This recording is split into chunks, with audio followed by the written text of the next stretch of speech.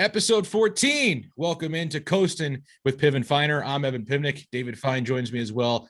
For those who are joining for the first time, I'm the voice of the Adirondack Thunder. David is the voice of the Reading Royals as well. We are also both the directors of communication, so on and so forth. Anyway, you are here because we are joined by the man who I think they actually might. We got to talk to Joe Babick to see if they can actually rename the ECHL Goaltender of the Week award after this guy. It's goalie Tomas Sholl. He joins us in the AHL right now with the Texas Stars.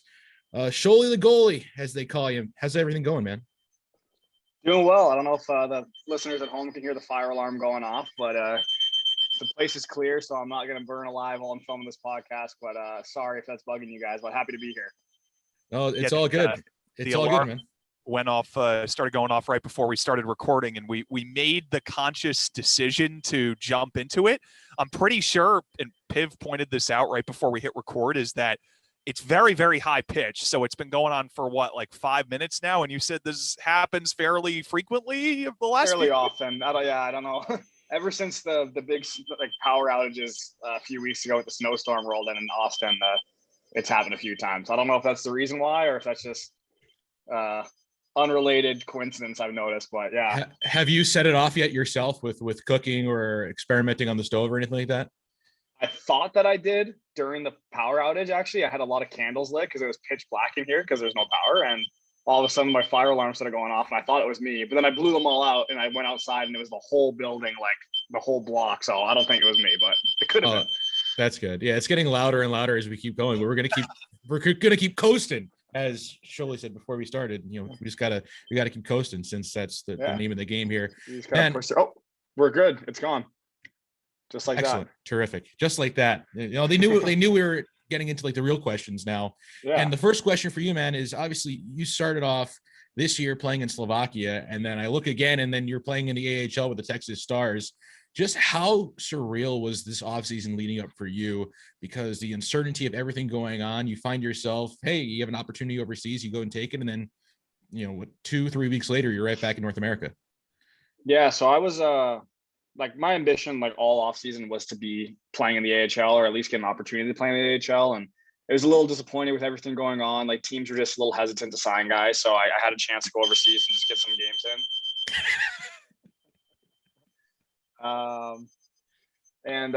So when that happened, I took advantage of it, made the most of it. I ended up playing like 22 games. I think I was there for like 5-6 months. And but then when I got the call from our coach in Texas, Nhl Camp, he was my coach in Idaho a few years back. And he basically told me that like, there was a big opportunity for come back to Texas if I could get out of my contract and like get on my flight back basically. So it was kind of a no brainer for me. It was my ambition the whole time. And it was super exciting. And like, it's been a whirlwind for sure. Like from the start of the off season last year all the way till now. But it's been pretty awesome. I feel very lucky that I was able to get back in the States and be in this league.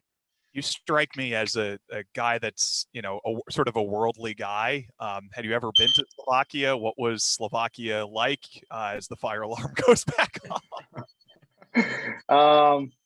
Yeah, I'm sorry about that, guys. All good, man.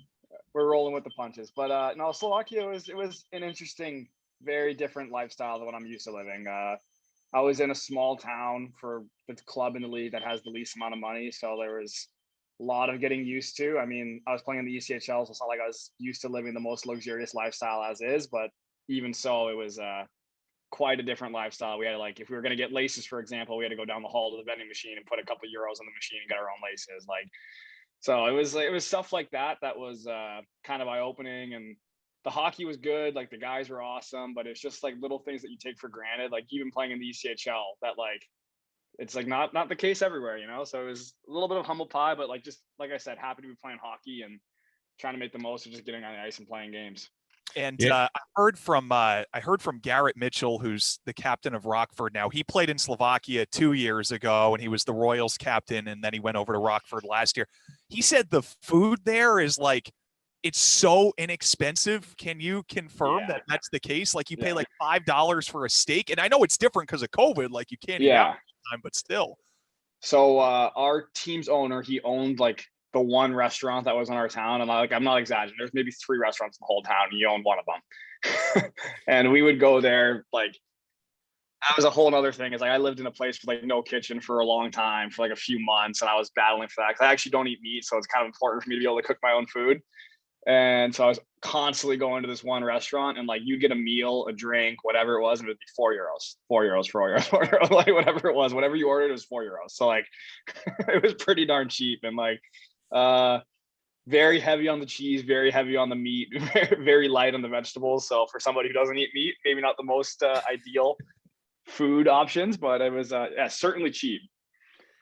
So I want to talk to you about your experience with Texas, because when you were in Idaho last season, you got an opportunity to get called up. But a lot of that time, from what I remember, was you sitting in the airport. Yeah.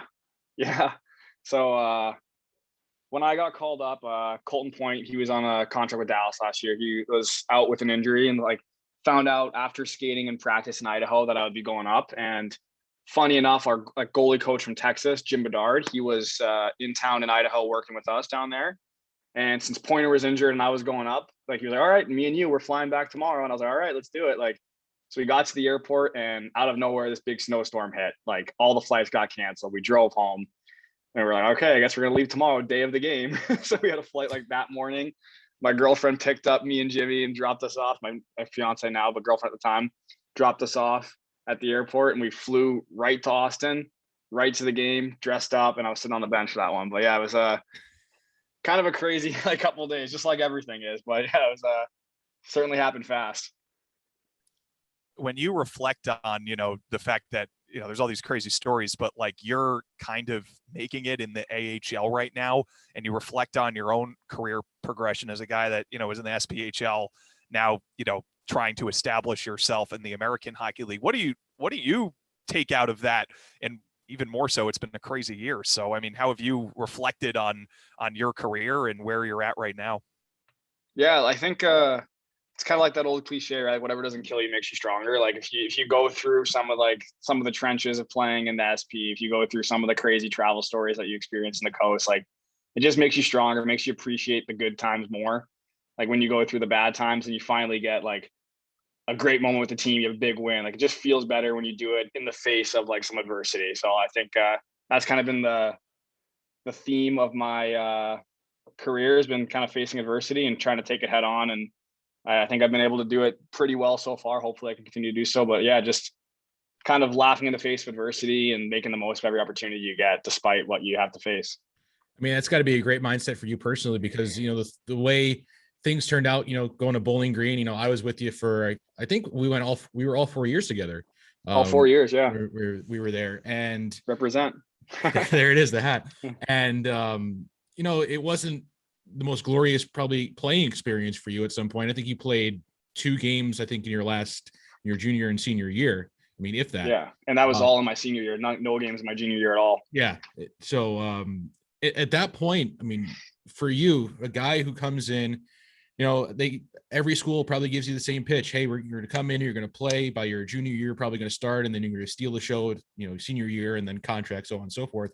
That obviously didn't happen for you, but you're still able to have that drive after your senior year, after not playing the year before. And was it just the one game, I think, your senior year?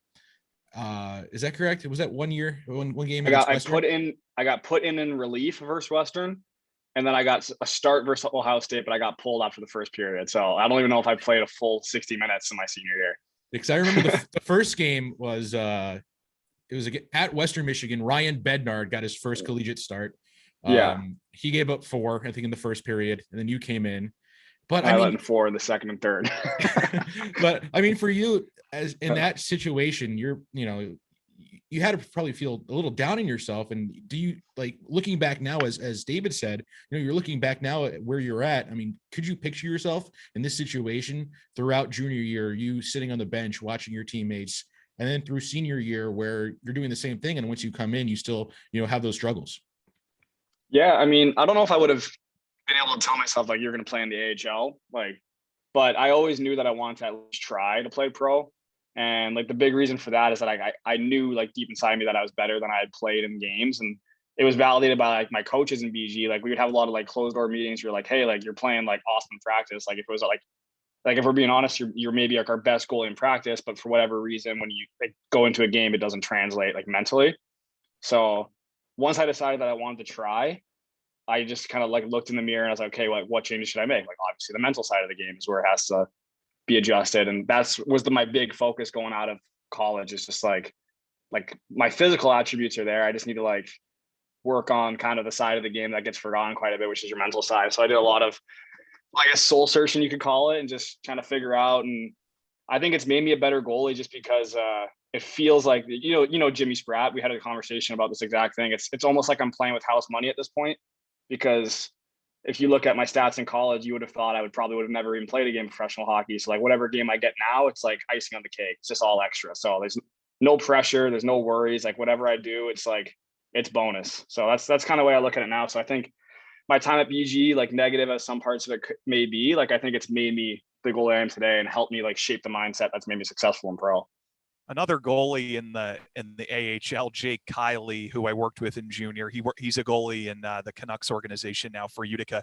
I remember even he was 17, 18 years old in juniors. Like he had a mental coach. It was a devoted person to help him on that side of the game. And you said you made some adjustments on your mental side. So what did you do?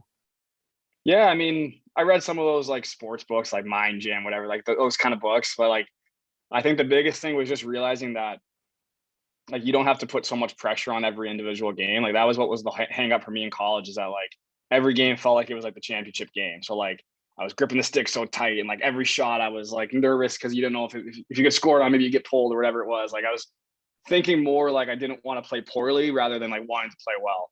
So when I got to pro, it was just more about enjoying the experience as opposed to like having this like anxiety towards it, like just like having fun playing hockey, making saves and like winning games, as opposed to like being scared to lose and let goals in, if that makes sense. So just kind of trying to be more in the moment, like did some like mindfulness kind of meditation, just trying to like just be in the moment, kind of be like focused and like what's going on right in front of you, as opposed to being worried about what happened and what's going to happen, what things that you can't control, So just really shifting my focus to an individual, like just what's right in front of me, what can I do right now, and have some fun while doing it. And especially not only one, it's college hockey, so every game is amplified times 10. Just because the situation of Friday, Saturday, you lose Friday, it can knock you out of the tournament in due time. Exactly. But also for yourself, it's kind of like you're not getting those reps that you're used to be getting when you're playing in junior, or even now at the professional level. You're in those game situations and you're going weeks, months without playing an actual game, and then you come in here, play Saturday night, here you go. If we lose this game, then we go down. You're not going to play for another 4 months. Exactly, and we go down 5 spots in the rankings. So that was a huge part of it. That's where a lot of the pressure came from. Is we had 3 good goalies, everyone was playing well, and then we kind of did like a win you're in thing. I lost a game and I didn't play for a few months, and the next game I got was like 3-4 months later. Like that game feels like it's your Stanley Cup, because that if you don't win that game, you might not see the net for another 5-6 months. So that's kind of the rabbit hole I was falling down, and was lucky enough to figure it out late as it may have been, like after college. But it's been a huge and turning around like my success in terms of my hockey, like post college career. And Piv was spot on too. You're right. If you look at the goals against save percentage that senior year, and as you put it, kind of playing with house money. So we like to ask when guys realize that they were no longer playing in front of packed, college crowds, and things were maybe a little bit different. Most of the time we say, what was your welcome to the coast moment? But I have to assume there might be a welcome to the SPHL moment, just something that maybe a little bit different that you wouldn't see at BG, and it was a first in your career. So was there anything like that in your SPHL career? So funny enough, I actually went to an NHL camp like the summer after my senior year. So I went to NHL camp, to an AHL camp, right down to the SB, skipped the coast, went right to the SB. And I showed up to camp on an ATO after being in an NHL camp. And there was like 14, 15 goalies at camp. And I was just like one of like these 14, 15 guys. Just another name on the list. So I had to like grind my way through that camp and like scratch and claw my way onto an SP roster, and ended up getting shelled in my first game. I think I let in like 4 or 5 and was traded after my second game. So that was kind of my eye opening, like, oh my gosh, like what did I get myself into?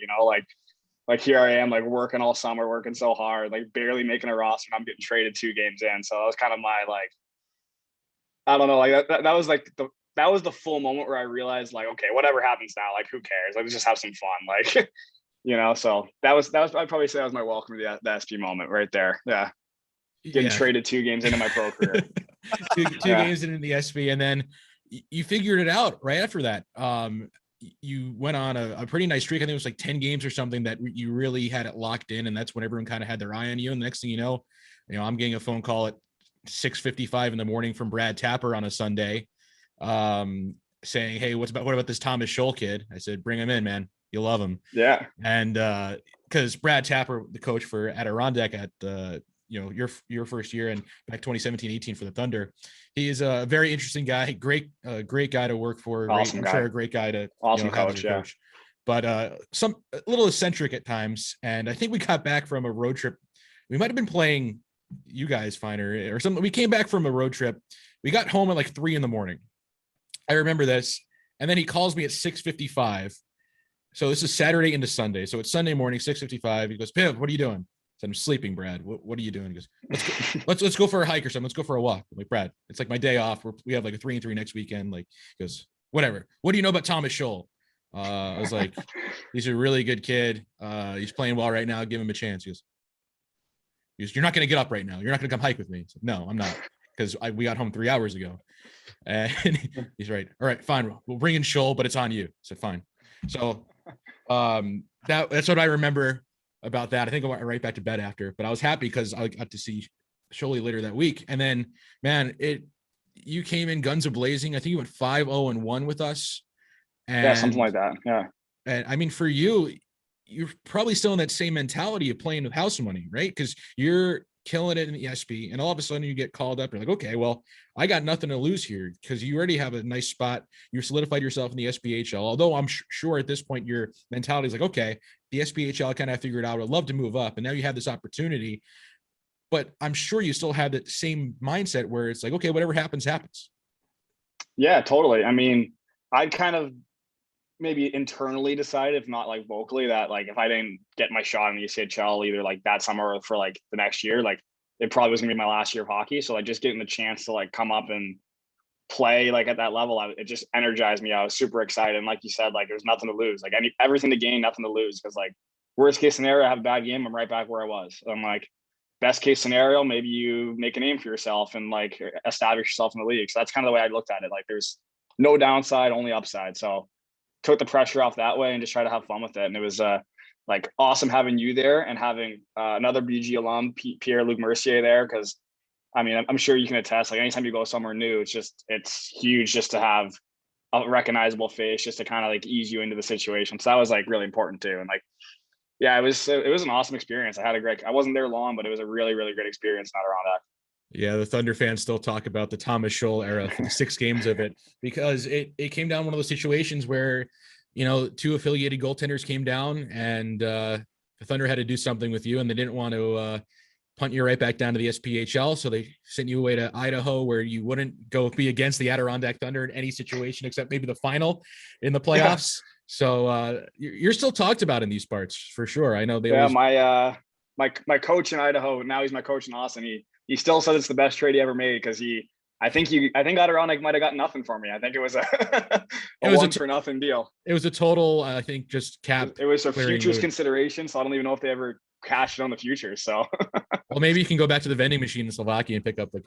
Yeah, maybe. That's where the Adirondack is my favorite North Division city.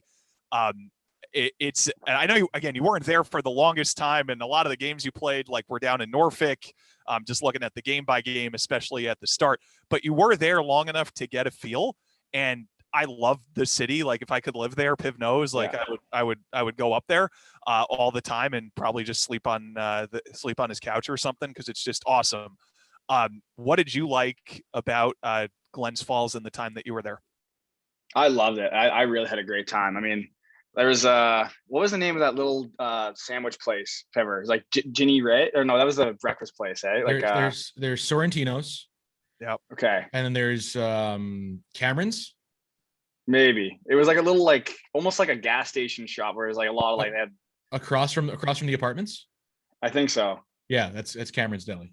Yeah, the place was Yeah. awesome. Like, love that. Like, love the food, and then the arena had that like great like brick old school like just like old hockey barn feel, and like it had like really steep, pretty high like bowl, and that place got loud. Like they had some awesome fans. It got really loud. It was super fun to play in.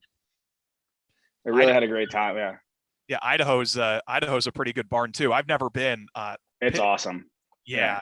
What's Idaho like for someone that's again wanted to visit Boise, but also visit CenturyLink Arena? What's it like playing there?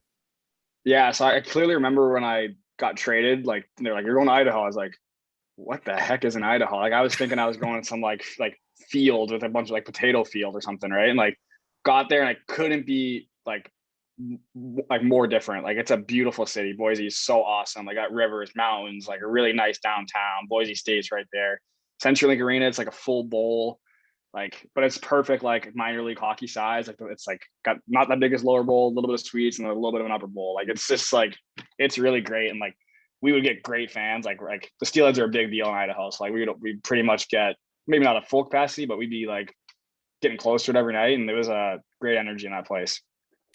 Now, you winning goaltender of the week awards probably every single week for the past 2 years. Do you have? Does the league send you anything? Do you have any like plaques or anything like that you probably have like in a storage facility right now? You get no plaques for goalie of the week. But you add it to your resume, man. I mean, at that point, you're probably like, yeah, okay, I get another week. Just check it off my list. You get a list on your elite prospects. That's But I'm sure physical. You might have to talk to Colin Shuck about that. He might be hoarding some stuff from you. Yeah, maybe. You bother him by do they give you anything, but like the boys kind of, if someone wins player of the week and the boys all find out about it whatever time, there might be a little bit of chirping and just get old, like they're chirping you, it just gets old at some point because you're winning it like every other week, it felt like. So when I first got to Idaho, again, I wasn't there for long. I think I only played 11 games there that season. But in that time, I want to say I had like 4 shutouts and I was maybe 2 or 3 goalie of the weeks, like within like a month. And I got goalie of the month. So like, it was like the joke kind of was like, oh, like big surprise. Like, you know what I mean? Like, like, so it wasn't so much that they're like chirp me for getting it. It was just like, oh, like what big shocker, like, so it was a fun month. Like that first month, that was like, I would credit that and in Adirondack, like just playing well in both those cities, like in those short periods of time was like, kind of really reigniting my love for hockey. Like just because for one, I was playing really well. 2, I was part of really great groups of like teams, like who both were like awesome guys on them. So it was like really reinvigorated my whole love for the game. And it was to get recognized with a few awards along the way is always nice too. Yeah, now I just put them in your back pocket like they're no big deal. And you're striving for the AHL one too. So now that you have the experience playing the AHL now, what's been some of the biggest differences that you've taken away from obviously the SBHL to the to the ECHL, now playing some meaningful games in Texas? Yeah, I mean, it's always like kind of surprising how not different it is when you make the jump, if that makes sense. Like you go from the SB to the ECHL, you're expecting it to be this world difference. Like it's really not. Like plays are a little bit crisper, guys are a little bit more consistent, a little bit more effective, but it's small little differences that make the jump. So it's the same thing going from the ECHL to the AHL. Like maybe guys are a little bit taller, a little bit more skilled, a little faster, but like it's not like this like huge leap like you might initially think. So like in the first game, I was didn't get a ton of shots. Like it definitely felt like it was like buzzing around, like, oh my gosh, I'm playing the AHL. But like now that I've played a few games, like I'm settling in, and it's just like it just feels like a hockey game once you get into the game, So it's kind of the way I try to look at it. Like, yeah, I played it however many hockey games in my life. Like this is just another one. So it's it's small differences that make it why it is a higher league, but at the same time, it's not this huge leaps and bounds. It's right below, I remember working in minor league baseball that they say that there's a very marked difference between AA and AAA in that in AAA, the guys can kind of, in baseball, I'm talking about, like the guys could, you're an injury away from becoming the starting baseman for the New York Yankees. What do you make of that being now you're just that kind of way from maybe ending up with Dallas? Yeah, I mean, you definitely see it. Like there's not to say guys in the coast aren't committed, but there's some of the older guys kind of see the light at the end of the tunnel. Maybe they're not hitting the gym as much as they used to, or whatever it may be. But like it's a very high level of commitment from every guy in the locker room. Like at this level, like everybody's putting in some time in the gym. Everyone's getting their treatment in. Everyone's doing what it takes to like, because like you said, you can feel that you're close, right? Like all it takes is one call and you're like on the NHL roster, or even this year on the taxi squad roster. Like it's yeah, so guys can feel it, and I think that translates to like maybe a little bit more work. I mean, not to say there's not guys who work their asses off in the coast, because there is, but like every single guy's putting in a ton of time and just like trying to do the right things every day to make sure they're giving themselves the best chance. What's the obviously you guys can't really do too much as a team in terms of, going out after games and doing some stuff that might gel the team a little bit closer. But what have you guys kind of been able to do? What have been like the kind of precautions you guys have been taking in this really strange year? Because obviously, you can't hang around the locker room too much. You can't, just talk with the guys as you're used to doing. Yeah, so we've had a lot of talks about that. We're taking it super seriously. Like I know every team is, but like I know that like Dallas and Austin, Texas here, we're taking it like very seriously, because our coach always reminds us like we're one thing away from like us getting shut down, and like no one wants that to happen. Like hockey's our livelihood, but it's also our passion. Like we want to play. Like so we're doing everything we can to like limit our chances of exposure. We're masks on the whole time in the rink, except for the 1 second where you're putting your helmet on, and like we're keeping our own little bubble. We're only associating with immediate family who's in town, or our teammates. And even so, it's like I ride there with my roommate. Like we're not supposed to give rides to other guys on the team. Like we're really, really like trying to do our best to limit it. But our time at the rink for practice and workouts, that's the time that we're just trying to enjoy those moments, because like what happened last year, it gets taken away really quickly. So we're just trying to make the most of every day, have some fun at the rink while we can, and hopefully do our best so that we don't have any COVID complications during the year. I wish this wasn't the year-long anniversary, but today was the Royals' last game a year ago. Today was March 10th, the Tuesday, and then on Wednesday was when the Rudy Gobert stuff happened. So where the heck were you? What the heck happened? So this is a good ECHL story. So we were all in Idaho. We just played the Stingrays the weekend before, had a good weekend. Like we were kind of rolling, honestly. I think we were kind of felt the playoffs right on the corner. We had the high energy, and then we saw like the night before the flight, we see the NBA shutting down. We see the MLB shutting down. Like all these leagues are shutting down. Like we're kind of looking at each other like we're supposed to get on a flight to Rapid City tomorrow. Like what are the odds that's still going on? So like we're texting our coach. He goes, no, we're going. We're still going.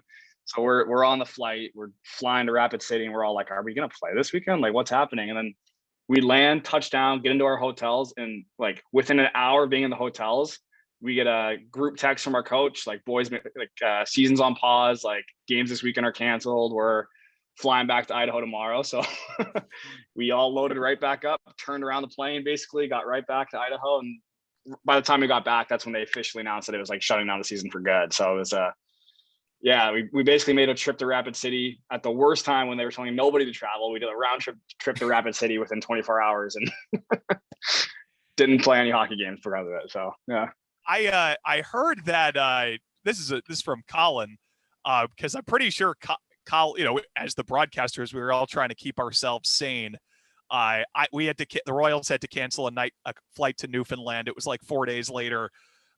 Newfoundland had to decide which side of the border they wanted to be on, which was an interesting story that their media guy tells.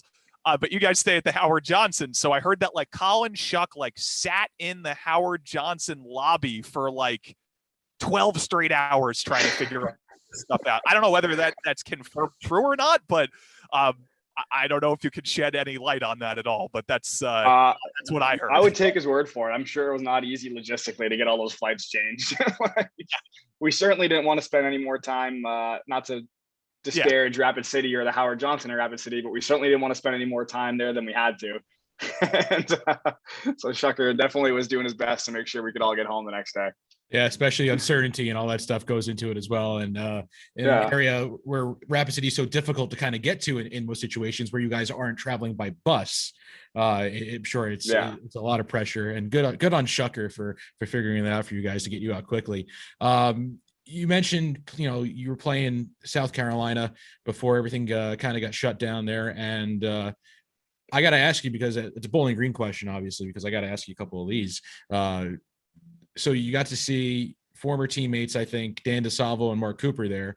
And I think there's a time, I think, especially your first year, there were a lot of BG guys in the ECHL that you got to run into. I'm not sure if Coop and DeSalvo were there at the time, but you guys were pretty close in college. What was it like to see those guys? Obviously, you see them off the ice at other events, but you see them on the ice in a professional setting, not wearing the same uniform.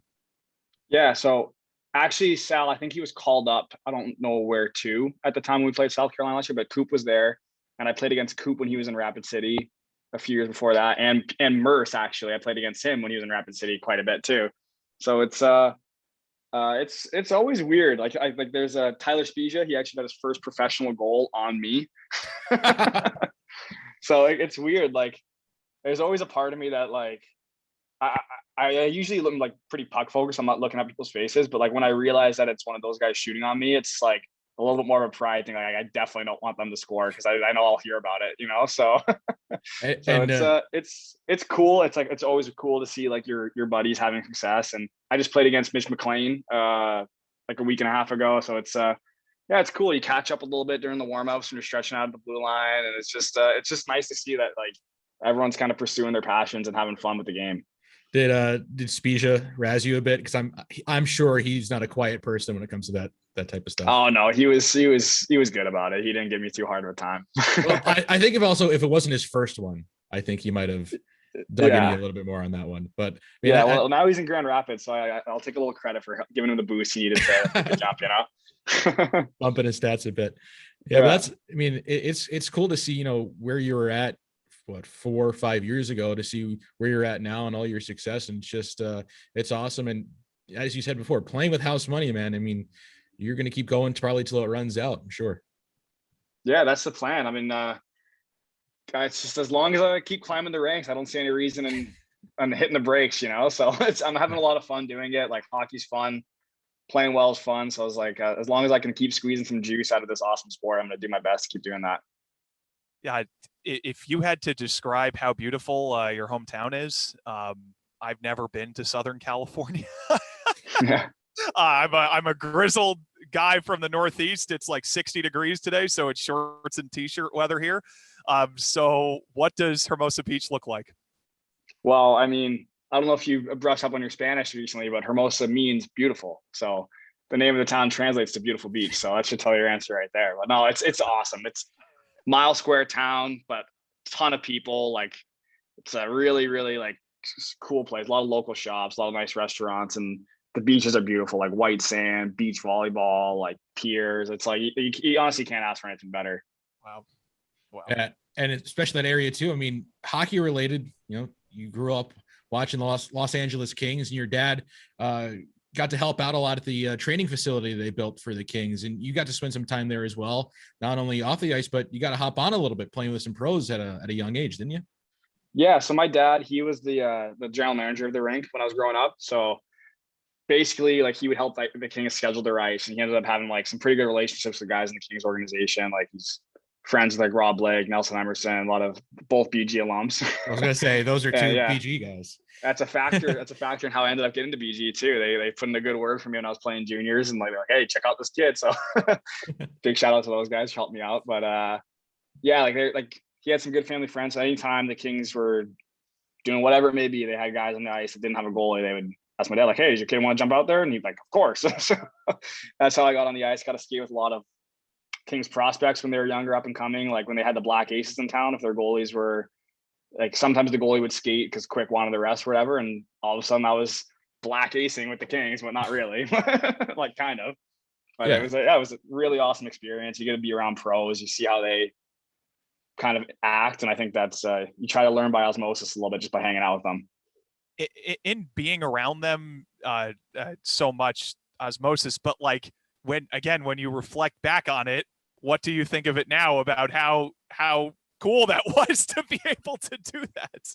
No, it's a huge reason why like I've gotten better. Like I should have mentioned this too. Like Ryan Miller, like he spends his summers in California, and I think I've skated with him for the past like 8-9 years in the summer. So like developed like a pretty cool like mentor style relationship, I suppose. Cause I was probably like a Bantam when I first met him, and like now I've been skating with him as a pro. So it's kind of like, I don't know if he would say it's cool from his point of view, but maybe it is, just to see like a young kid kind of like grow and climb the ranks. But like it's definitely been cool, like making those bonds with like some legit pros who like have kind of blazed the path before you, and like it just kind of lays the path in front of you. And like I think that's looking back, that was like huge, just like getting advice from those guys, like talking about like what you should buy in your college dorm room, like you know what I mean, like stuff like that. Like yeah, it was just really cool, really awesome experiences.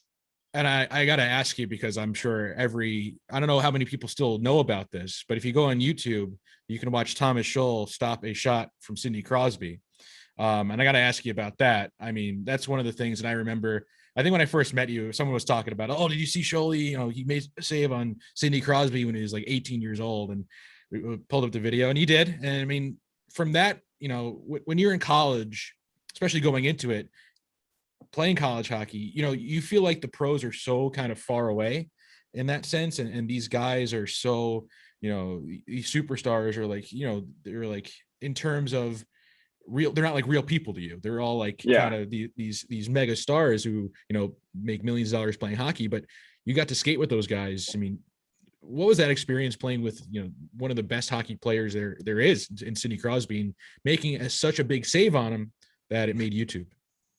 Yeah, it was awesome. Like he was out there for like 2 summers, so I got to skate with him like quite a few times, and like had plenty of conversations. There was a few skates where it was literally just me, Crosby, and Matt Duchene out there. So it was I was just kind of basically like a moving shooter tutor. Whatever they told me to do, I did. And like the biggest thing I learned was I was like so impressed at the time, but even more so now, with like how much of a student of the game a guy like Sidney Crosby is. And I think that's like really instilled with me, like you should never be satisfied with where you're at, because this guy would just work.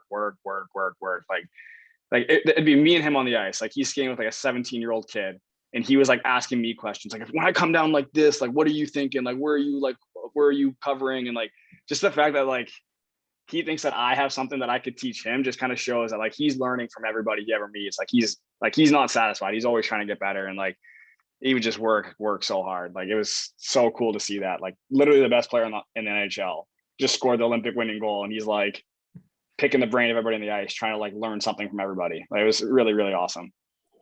And so, I mean, what's the? I see him on TV. I've maybe seen him live once. So like, what's it like?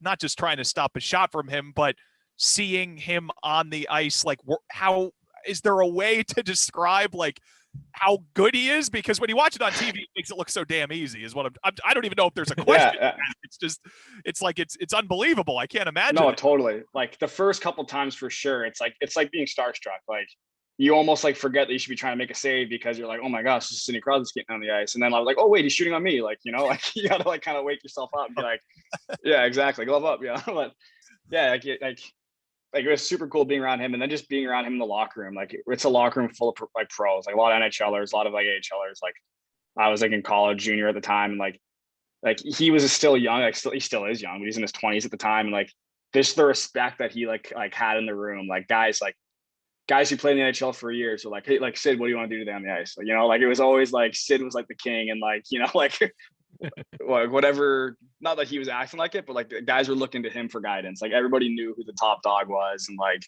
yeah, you got to pay your homage, you know? So yeah, it's really cool. Like, yeah, just seeing that level of a player just get the respect he deserved and doing his thing out there. Sholly, one of my favorite things that I look forward to every single year from you was your mask designs, because I know you're very passionate about what goes on your mask, and you're a very creative guy. You watch a lot of different things on TV, movies, comic books, whatever it is. You always try to represent it in some way. So I haven't seen your mask this year, but what do you have on it? I haven't gotten a new mask this year yet. Okay. So haven't done anything yet, but what I have last year is like kind of the recurring theme I've done on my mask painted is I have the school mascot from whatever team I'm on painted on my mask. Like, but the kicker is he's usually sitting on the Iron Throne from Game of Thrones. I was gonna say, on the back of my house in Texas, I got Ringo. I don't even know what the heck Ringo is, but he's like some sort of Texas desert critter who's dressed up in the Texas uniform. He's sitting in front of the silhouette of the Iron Throne. So that's like the cool thing I got on the mask. And then still trying to figure out if I'm going to get a helmet this year, just with the shortened season and how things have kind of just me coming in here last minute. And if I do, what I'm going to get on it. So I'll let you know when I figure it out. So what's the new obsession now that Game of Thrones is done? Oh man, You're just rewatching really it over and over again. I'm not sure I got to do like a new one. I'm watching The Sopranos over again right now, which is always awesome. Yeah, HBO's got the top content.